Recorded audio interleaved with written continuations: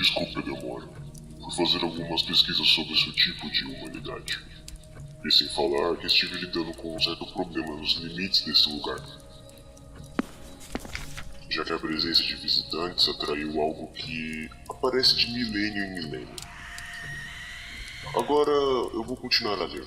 Depois que terminarmos esse capítulo da jornada de Selim, continuo o que estava fazendo, não se preocupe.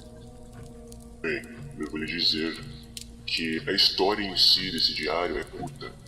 Algumas páginas foram arrancadas, mas nada que interfira na narração. Agora, onde estávamos?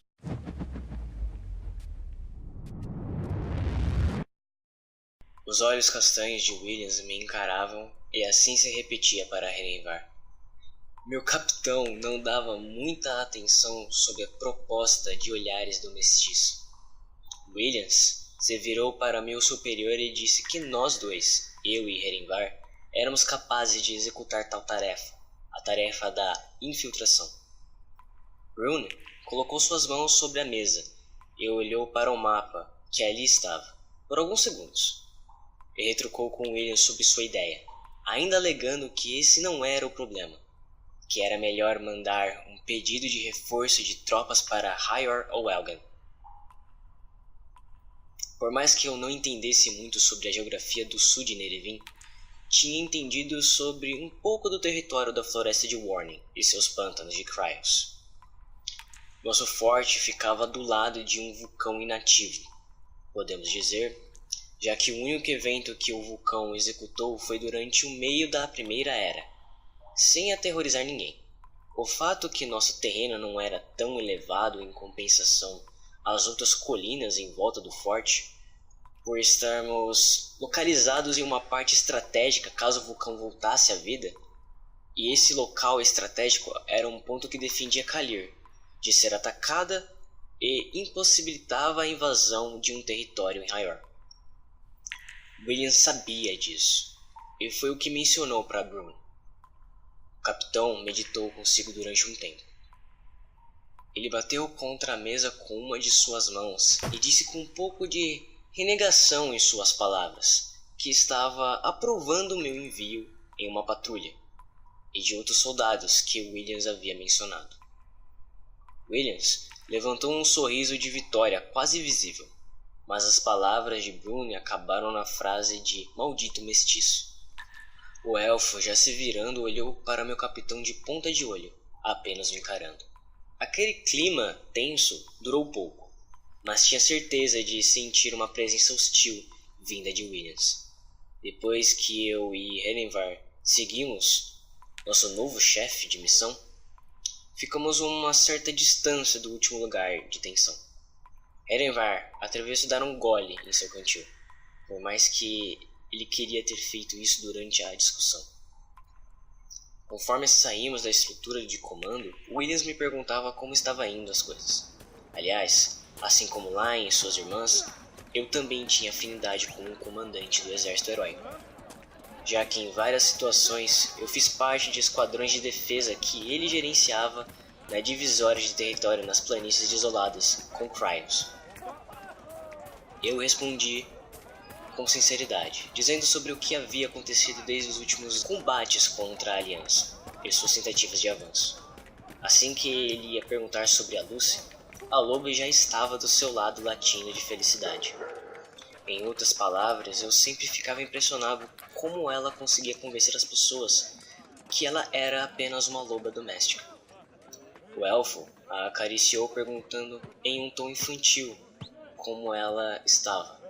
Em uma resposta padrão, Lucy apenas latiu. Renvar, por outro lado, levantou uma de suas sobrancelhas e deu um gole longo. Ele parecia mais indignado do que surpreso. Assim que Williams parou de bajular a loba, ele coçou a garganta e nos direcionou a palavra explicando o que iria acontecer dali para frente. Ele pegou um mapa que carregava consigo, um que parecia ter sido feito por ele. Com marcações em vermelho, que parecia ser um trajeto, esse caminho traçado ia do nosso forte para uma reta até a beira das Montanhas dos Heróis. Em seguida, íamos em um caminho dentre a floresta de Warning em direção à Vila de Inverno, que ficava na ponta do território de Cryos, com Kalir. Williams explicou que nossa rota para chegar em paralelo à montanha era compartilhada por rotas de comércio entre Warning e Kalir, e rotas de grupos de mercenários contratados para matar qualquer besta que saísse da floresta dos vigilantes, como aranhas gigantes e filhotes de basilisco. A segunda etapa era agir como um grupo de caça, que iria ficar um tempo na Vila de Inverno, para seguir caminho para Kalir logo depois. Nosso objetivo era usar a trajetória para buscar informações do avanço inimigo. Usar os corvos da Vila de Inverno, que já haviam sido treinados por agentes que estavam infiltrados durante um tempo, para enviar relatórios criptografados. Eu tinha certas dúvidas dessa missão. As rotas eram claras e disfarçar um grupo de soldados como mercenários de Kalir não ia ser difícil, mas usar sistemas antigos de comunicação de agentes. Por que nunca ficamos sabendo de uma operação dessas? Ou por que não houve utilização deles para esse mesmo objetivo antes? Antes mesmo de eu questioná-lo, Williams disse que queria falar comigo em particular, a caminho da prisão do forte que ficava ao norte. Sua linha de conservação começou ao perguntar se eu tinha notícias de minha família, e eu respondi em sinal negativo com a cabeça. Ele respirou fundo, como se parecia estar com um pensamento de escolha em mente. Ele parou e perguntou se eu servia o exército imperial por livre vontade. Essa pergunta era delicada de responder. Se eu mentisse, ele iria descobrir. Era o líder da Armada dos Heróis, e como arqueiro, um bom observador. Não, eu estou aqui pela política de Estado caliriano, um filho de cada. A lei que diz que os 2 primeiros filhos de cada casa humana devem servir obrigatoriamente um lado da guerra. Um dos acordos que sustenta a neutralidade em Kalir. Ele coçou a barba em resposta, mastigando mentalmente minha resposta. Perto da entrada da prisão, ele terminou nossa conversação, em uma frase que me deixou confuso. Ele disse que estava me promovendo a cargo de tenente para liderar a missão de espionagem, e que não iria contar ou relatar sobre a minha posição de subordinação ao Império. Ao entrarmos na prisão, Williams me levou até a cela de 2 prisioneiros. O primeiro era um anão. O baixinho parecia estar abalado pela expressão, mas sua barba ruiva e sobrancelhas grossas podiam estar escondendo outra emoção. O segundo não era tão importante, já que se escondia embaixo da cama. Parecia até mesmo um lunático. O comandante élfico bateu na grade para o anão se levantar, e que ficasse a posto em nossa presença. Com uma má vontade, ele se levantou bufando. Williams começou a informar em voz alta para que ambos escutassem os crimes que tinham levado ao aprisionamento: traição, venda ilegal de armas à aliança e uso impróprio de magia e encantamentos. O prisioneiro soltou uma risada como se tivesse orgulho de ter feito isso, ou como se nossas informações estivessem erradas. Anões eram ótimos encantadores. Sua regeneração à magia era perfeita para manipular pulsos de poder sobre as mãos. Sem se machucar e com um conhecimento ou habilidade em metalurgia, era um bônus para implementar tal poder em armas. Mas o mau uso era composto por utilizar técnicas proibidas através do conhecimento necromante. Williams fez com que a risada baixinha desaparecesse, assim que ele questionou sobre uma lista. Um pergaminho ou um papel que o anão tirou dentre a barba e, com muito descontentamento, me deu. Estava cheia de nomes. O elfo me explicou que era uma lista dos clientes do anão, e que era para tentarmos usar para achar contatos em um objetivo bônus. Os nomes em si não eram diretos, pareciam mais apelidos, mas era uma informação útil caso parássemos na vila. Depois de tudo, de me despedir do comandante e ouvir orientações finais, voltei para Herenvar e Lucy, que pareciam estar com mais 2 soldados do forte, com armaduras mercenárias que seguiriam viagem conosco. A loba puxava com sua mandíbula uma grande bolsa de viagem, a minha. Eu pelo menos esperava que ela tivesse guardado as coisas que estavam fora, e esperava que ela tinha feito isso sem que ninguém visse sua forma humana. Eu não tive tempo para me introduzir aos novos companheiros. Pareciam estar com pressa. E não era à toa. Iríamos viajar por horas. Após nos distanciarmos do forte e passar pelo que sobrou do campo de batalha, tentei recuperar minha espada e meu elmo, por mais que não precisasse. Minha armadura em si era diferente do equipamento do exército imperial, pelo simples motivo de eu sempre estar modificando-a para me deixar mais protegido ou tirar partes que atrapalhassem minha movimentação. Praticamente, ela já tinha perdido o tecido vermelho, o símbolo imperial já havia desgastado o suficiente para não conseguir vê-lo ou reconhecê-lo. A grama das colinas perto do forte começaram a mudar para algo mais seco e fragilizado, como a vegetação estivesse morrendo. Apenas uma falha de terra perto dos territórios do vulcão, já que o forte ficava entre a floresta de Riolir e o Rio de Fogo, que era chamado assim por estar do lado do vulcão. Não demorou muito para encontrarmos o primeiro acampamento militar do Império, no centro do território de Kalir, que parecia ter sido atacado. Alguns dos soldados arrastavam os corpos para a queima ou enterro. Isso dependia se você tinha familiar ou não. Havia-se passado 3 horas de caminhada, e com vista ao horizonte leste da muralha e fazendas de Kalir, era dali que iríamos começar nosso disfarce. Renevar olhou para mim enquanto passávamos pelas terras férteis. Ele deu um gole no cantil e me questionou se eu percebia se algo havia mudado. Tirando a expansão da colheita, a construção da muralha terminou. Eu encerrei ali a minha resposta, e eu também não havia sido muito aberto. Havia muita coisa diferente. A ronda de guardas havia aumentado, o cultivo de trigo e uvas havia se predominado e por fim eu conseguia ver alguns andaimes de madeira que sustentavam a torre lateral do castelo, que quase estava pronto. Logo, Kalir ia se tornar um reino oficialmente. O elfo deu um gole e um arroto não intencional em resposta, como se tivesse se conformado. Lucy parecia estar distraída com a montanha à esquerda da cidade. Ela devia estar se lembrando do dia em que eu e meu irmão a achamos presa em meio às rochas, ou algo que havia acontecido antes. Tentei não lembrar do passado, mas quando mais andávamos agora, pelas estradas de terra, podíamos ver caravanas mercantes. Voltei para olhar mais próximo do grande pico rochoso que tocava as nuvens no horizonte, a mais alta de todas, a Montanha dos Heróis. Conhecida assim pois durante a revolta necromante, uma união dos dois lados contra o mal que se erguia pela morte, forjou a cooperação de um campeão de cada nação. Eles morreram e se sacrificaram a si mesmos para salvar milhares e selar a magia profana. Porém, essa guerra que continua apenas desonra o sacrifício deles, e poucos levam essa verdade em consideração. A floresta de Warning se aproximava. Se quiséssemos chegar na vila refugiada, mantendo o disfarce de mercenários, teríamos que passar por dentro dela. A partir daquele momento era ouvidos atentos e olhos no caminho.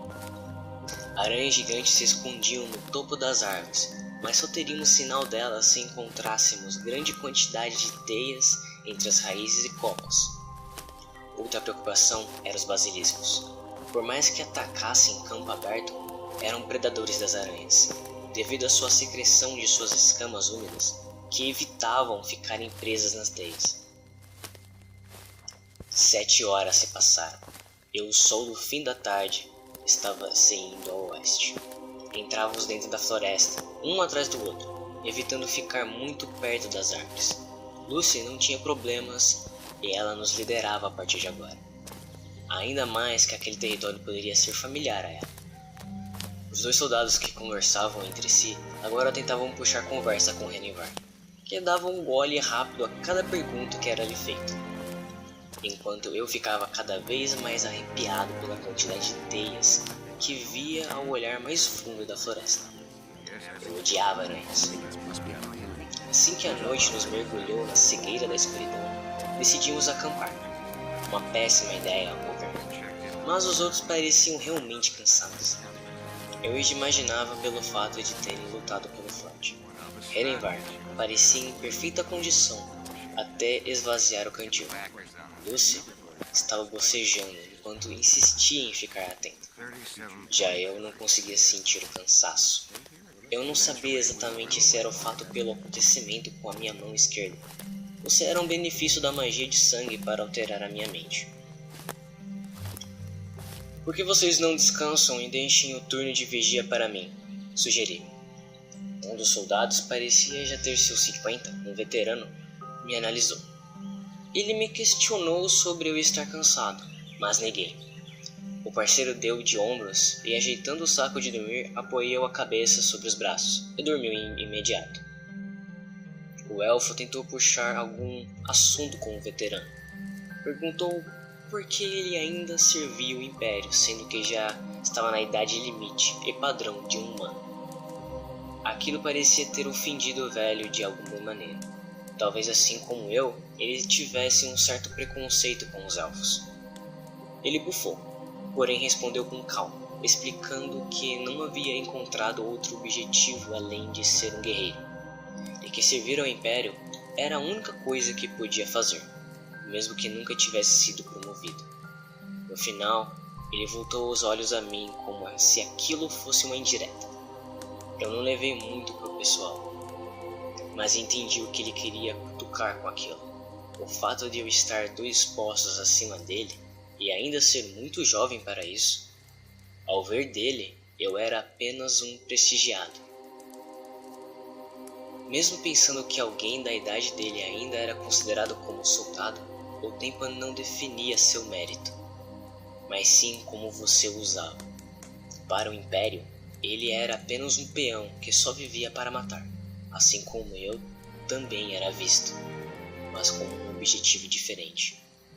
Eu não tinha o que comentar na conversa dos dois, então fui fazer uma patrulha em volta do acampamento. O som de algo andando entre as árvores, coral de uivos perdidos além da escuridão, e a visão de infinitas teias de um lugar fechado por vegetação, onde nem se podia ver os céus, deixava minha caminhada cada vez mais curta.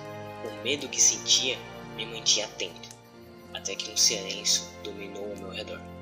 Isso significava 2 coisas. Primeira, havia um predador ali que incentivou a fuga dos outros animais. Segundo, ele estava, no mínimo, a 3 metros de distância de mim. Não demorou muito até ouvir o som da aranha em seu ímpeto de ataque pular em cima de mim. As 2 primeiras patas se enroscaram na minha cabeça e ombro. As outras 2 focaram em me imobilizar nas pernas, assim como ela me impulsionou para a frente e eu fiz para trás. E assim que consegui superar sua força, apertei ela contra uma árvore, fazendo com que ela me soltasse e me desse chance de cortá-la no meio com um rápido saque de espada.